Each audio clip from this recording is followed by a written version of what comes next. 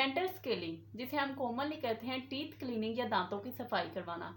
Actual में scaling क्या है? बहुत से पेशेंट्स कंफ्यूज होते हैं स्केलिंग करवानी चाहिए या नहीं, तो ये कब करवानी चाहिए और क्यों करवानी चाहिए और स्केलिंग कैसे की जाती है, ये सारी चीज़ें डिस्कस करूंगी मैं अपनी आज की इस वीडियो में। So stay tuned with me.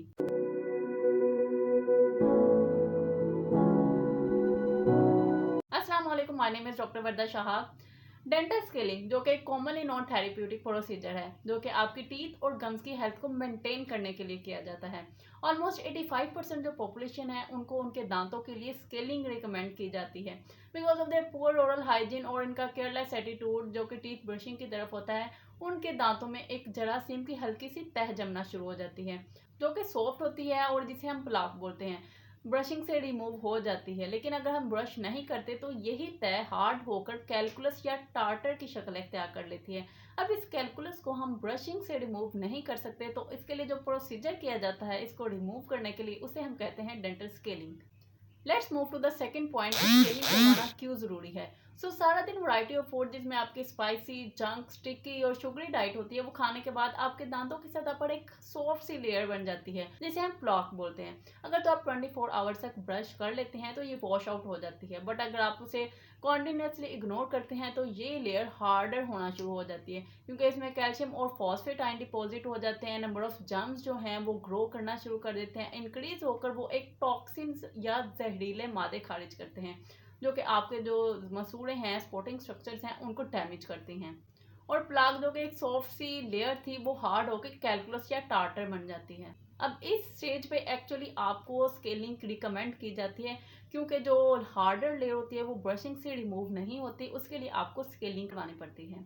Next, बहुत इंपॉर्टेंटली, गम डिजीजेज स्टार्ट कैसे होती हैं। तो जैसे आपको स्केलिंग रिकमेंड की, इन स्पाइट ऑफ दिस आप स्केलिंग नहीं करवा रहे, तो जो ये कैलकुलस जो कि एक हार्डर सी लेयर बनती है वो आपके मसूड़ों में इम्पिंज करना शुरू हो जाते हैं, यानी धंस जाती है, जिससे आपके मसूड़े हैं वो स्वेल हो जाते हैं, ब्लीडिंग शुरू हो जाती है और आपके दांत और मसूड़े जो हैं वो सेंसिटिव हो जाते हैं। अब ये जो सिम्टम्स और कंडीशंस हैं ये हमारी गम डिजीज की अर्ली स्टेज होती है जिसे हम जिंजवाइटिस बोलते हैं।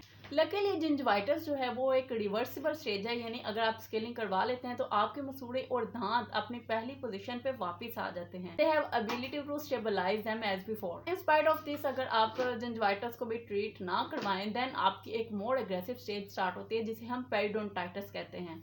ये जो मसूड़ों की बीमारी होती है ये ज्यादा वर्स्ट कंडीशन में चली जाती है। इसमें आपकी स्वेलिंग, ब्लीडिंग, गम्स और सेंसिटिविटी के साथ साथ और भी सिम्टम्स अपीयर होना शुरू होते हैं। इसमें जो इन्फेक्शन होता है वो आपके मसूड़ों से होता हुआ आपकी दांत की हड्डी तक चला जाता है। एज अ रिजल्ट जो आपके गम्स हैं वो आपके दांतों से अलग होना शुरू हो जाते हैं, दांतों की जड़ें नजर आना शुरू हो जाती हैं और दांत जो है वो हिलना शुरू हो जाते हैं। अब ये जो स्टेज होती है ये इरिवर्सिबल होती है, यानी इतना आपके मसूड़ों में डैमेज हो चुका होता है कि वो अपनी वापिस वही कंडीशन में नहीं जा सकते जो कि आपके पहले थी। इसमें जो इन्फेक्शन है वो बहुत हद तक फैल चुका होता है और आपकी हड्डी को खोखला कर देता है और मोस्ट प्रोबेबली जो आपका दांत जिस हड्डी के साथ अटैच होता है उससे लूज हो जाता है और आपका दांत वेस्ट हो जाता है। होप सो यू इवैल्यूएट कि ये गम डिजीजेज आपके लिए किस हद तक डैमेजिंग हो सकती हैं और आपके दांत और मसूड़ों का कितना नुकसान हो सकता है। अगर आप टाइमली जब आपको स्केलिंग रिकमेंड की जाती है अगर वो करवा लेते हैं तो आप पेरिडोंटाइटिस, जिंजिवाइटिस वगैरह से सेफ हो सकते हैं। नेक्स्ट मूव ऑन की स्केलिंग कैसे की जाती है। तो डेंटल स्केलिंग एक टोटली पेनलेस प्रोसीजर होता है। अगर आपको पेन वगैरह फील हो रही है तो आपको लोकल एनेस्थीसिया या आपके उस एरिया को नम कर दिया जाता है। स्केलिंग करने के लिए एक इंस्ट्रूमेंट यूज होता है जिसे हम डेंटल स्केलर कहते हैं।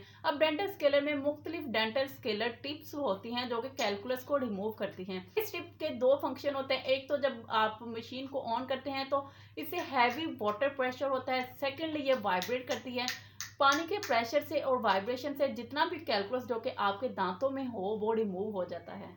अब स्केलिंग आपकी सिंगल विजिट में भी हो सकती है या अगर आपकी कैलकुलस ज़्यादा है तो वो आपके 2 विजिट्स में भी कंप्लीट होती है और हर सेशन में आपको 15 to 30 मिनट्स तक रिक्वायर होते हैं। स्केलिंग करने के बाद आपको टूथपेस्ट या माउथ वॉशेज प्रिस्क्राइब किए जाते हैं जो कि आपको 15 डेज के लिए या 1 मंथ के लिए यूज करना होता है, जो कि आपकी फास्टर हीलिंग में हेल्प आउट करते हैं। So this was all about dental scaling. अब बहुत सी मिथ्स भी हैं स्केलिंग से रिलेटेड, यानी कि स्केलिंग एक पेनफुल प्रोसीजर है, स्केलिंग से दांत हिलना शुरू हो जाते हैं, सेंसिटिविटी का मसला हो जाता है। ये जितने भी मिथ्स हैं ये मैं अपनी नेक्स्ट वीडियो में इंशाल्लाह शेयर करूंगी। So stay tune with me, stay safe and stay healthy. Allah Hafiz.